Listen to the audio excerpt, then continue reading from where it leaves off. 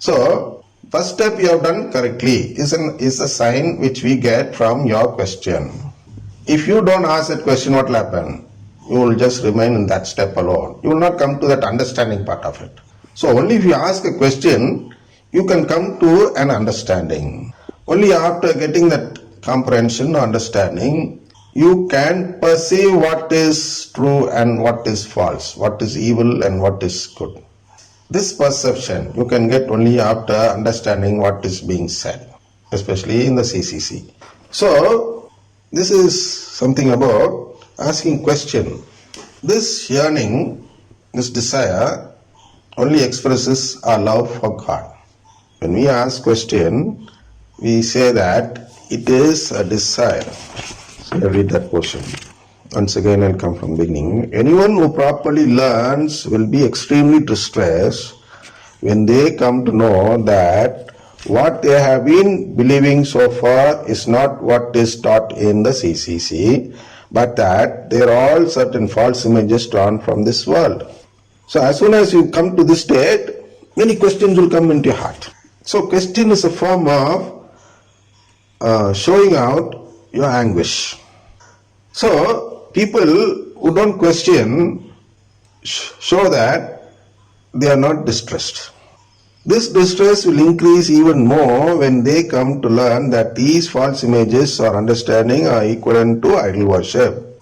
So, first you got to get distressed, some sort of pain in your heart, and then it will increase even more when you come to know that it is a sin.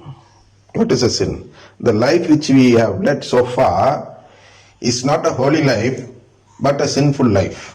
This is what we should understand from this distressful state, if at all you have. This anguish feeling only shows how far we earn or desire to become God's favored ones. This yearning only expresses our love for God. It reveals to us the truth that this person has zeal for God, but without enlightenment. See, who will ask a question? Only people who have zeal for God will ask questions. Why are they asking questions after having zeal for God? Because they want to get enlightened in that aspect. To enlighten themselves, they ask the question. The Jews were also summoned in the same state. But the difference is that their anguish turned into anger and revenge, but our anguish should turn into doubts, clarification and enlightenments. See? It is not wrong to ask question, but the intention should be for your own enlightenment, for your own clarification of doubts, and not to show your anger or revenge against somebody. It happens. You might not believe me. This type of action of taking revenge and anger against people who speak about the Eucharistic Lord is being done by the Catholic priests themselves. There are incidences, and I am one of the victims in it. There are priests who are victimized my family, spoiled the futures of my family. For example, there is a priest in Viluppuram, in Tamil Nadu, in the charismatic center there, nearby. He is one among them who made me a victim of his anger and revenge, and so on. So, if at all we want to get enlightened and so be saved, Romans 8:3, one should never keep doubts in a heart or in his heart, because without asking question, we can never be enlightened.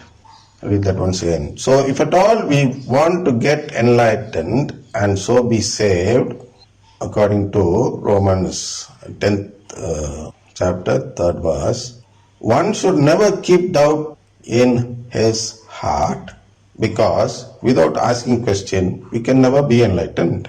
See, without asking question, we can never be enlightened, and if you are not enlightened, you cannot be saved even if you have zeal for God. This is what we learned from Romans 10:3. So it is not wrong to ask question, but it is wrong if you don't ask question to clarify the doubts which is in your heart. If you have a question in your heart and keep silent in the class without clarifying doubt about it, then it is wrong. then something wrong is happening there. What is that? If you give room for doubts without asking question, then Satan will surely work through it and lead us to condemnation. Satan will surely work through it and lead us to condemnation if you keep doubts in your heart. That I already showed you in Matthew 13 chapter, how we'll get going. This will lead us into condemnation. If you don't ask question, you are the one who never listens and never understands and never perceives. You will be the one who is dull in your heart. So don't be dull, be bright. Come out with questions as soon as it comes to your heart. Don't think that asking question is wrong. You ask question not only for yourself, for all those who listen to the answers given to your question. So you are helping to proclaim the Bible when you ask question. Never have any doubt in your heart. It might seem to hurt at least God or the one who's teaching. But if you see for that hurting things and all, you will lose your life. So never bother about it. No one, and the actual teacher, the actual person who teaches the actual Bible will never get hurt because you are asking question. Instead, he'll be happy over it. Only the one who does not know anything about the Bible but pretends to teach will get hurt for all these sort of questions. So the real person will never get hurt through it. So you must keep on asking question, not silly question. You must keep asking question that would help others to get redeemed. So always clear your doubts, not with people who try to impose their own ideas, but with someone who clears the doubts on the basis of the CCC, the Catechism of the Catholic Church.